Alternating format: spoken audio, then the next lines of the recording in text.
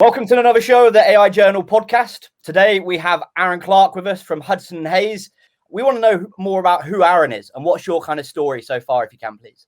Yeah, no problem. So I'm the founder at Hudson&Hayes. I've worked in business change and transformation for the last 15 years. I started my career, an organisation I think you'll all know, British Telecom. I've worked for most of the large telcos delivering business improvements. Started Hudson&Hayes nearly 2 years back now. It's an awesome background you've got, Arron, of how it's just naturally and organically progressed to where you are now with Hudson&Hayes. And I'd love to let our audience know what's the story of Hudson&Hayes. You mentioned it there, the journey. How did it come about, and what's that transition been like over the past 2 years? You know, most organizations I've worked for, you come across some fantastic individuals within the business who spend a huge amount of their time on things that don't add value to themselves or the business. And it's often no fault of their own. So our mission is to make work more valuable. The way in which we do that is by combining process improvements, automation, and analytics. So we bring all of those capabilities together in order to help organizations save time so that their people can focus on the things that really matter. Hudson&Hayes, I often get asked about the name of the business. Hudson is my son's name. So the idea is by the time he starts work, and he's now 2, that will contribute in some way towards making the work more valuable and meaningful for him. And Hayes is it's on let's say it's on the pipeline, it's in the roadmap, but Hayes is potentially our next child's name. So I guess you could tie that into us, future proofing if you like, but that's the sort of story behind the business. When you mentioned a moment ago, Hudson&Hayes, one of the things you're looking at was making work more efficient. You mentioned data. How key is data to organizations these days and trying to get them to work really efficiently? Data by itself is pretty meaningless. I mean, it doesn't really tell us very much. I think where data becomes important is where we're solving business problems using the data. Having a huge amount of volume of data enables you to join the dots. And if we think through the various different perspectives, so from a customer perspective, we know that customers are demanding personalization, and data allows you, by joining the dots, it allows you to personalize the services and products towards your customers. From an employee perspective, using data in order to help employees do their jobs better is really, really important. And the way in which organizations can do that goes back again to helping to save time so that we can shift time to the things that really matter for employees. And then I think, we've got the leadership perspective. So from a leader's perspective, we know that data helps us make better decisions. And what's a perfect example of that? I think COVID, right? So, time and time again, we've been seeing global leaders respond to data in order to make decisions and ultimately save lives. And, there's never been a more important and profound impact in terms of what the importance of data can be.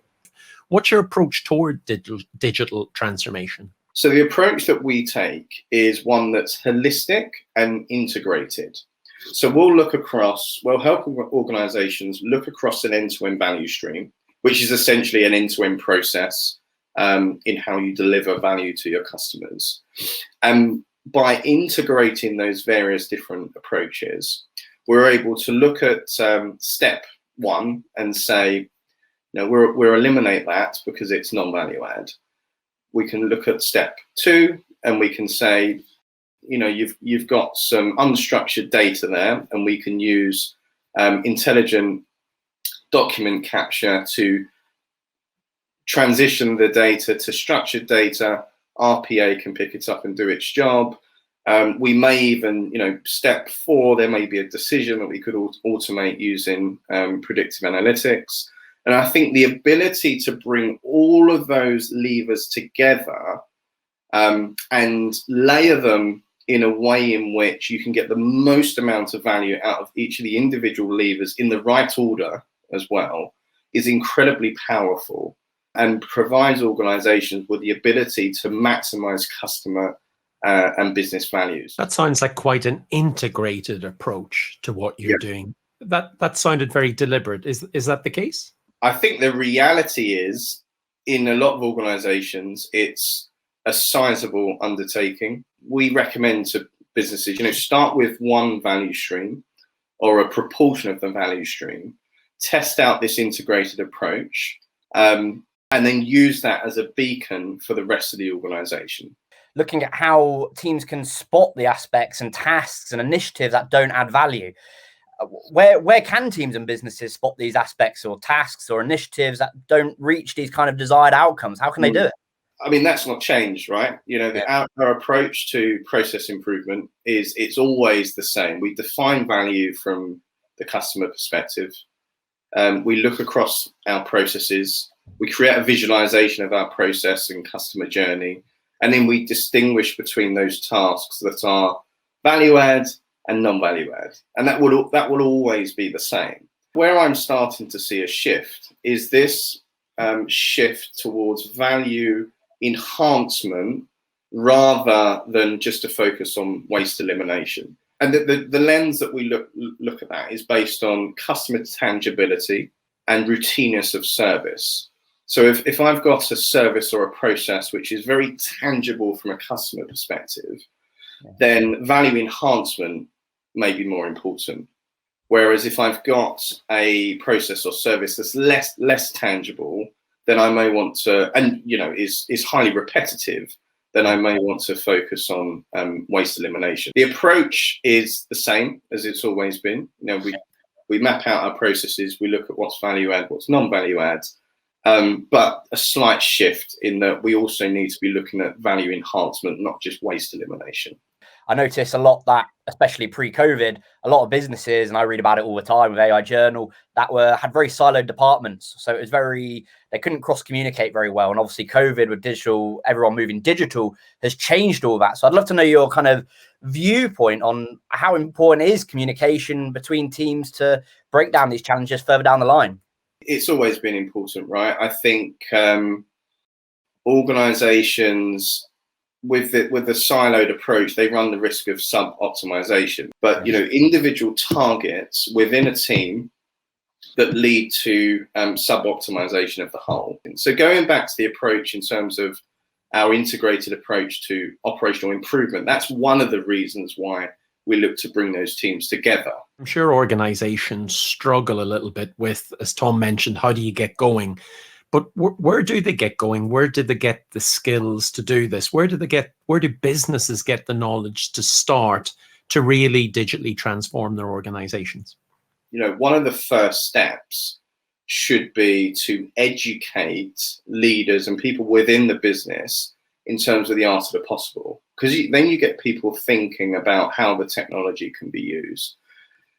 So training's key, but ensuring that training is tailored towards the right audience. A lot of the intelligent automation vendors provide a huge amount of free training materials online, so you can have your people leverage those. It goes back to what we were saying earlier. We're lifelong learners just like you, and I love to learn new areas. I knew nothing about AI just over a year ago, and I run a company called the AI Journal, which I find quite funny at times. And it's that kind of building piece. And I'd love to know if we can get a free piece of insight from you, Arron, for our audience, because I'd love to know what advice you'd give to someone who's struggling to achieve operational excellence and they don't know where to start. Ultimately, you need to ask yourself the question, where am I looking to take my career? Leverage all of the free resources that are out there. Lots of stuff on YouTube, LinkedIn Learning.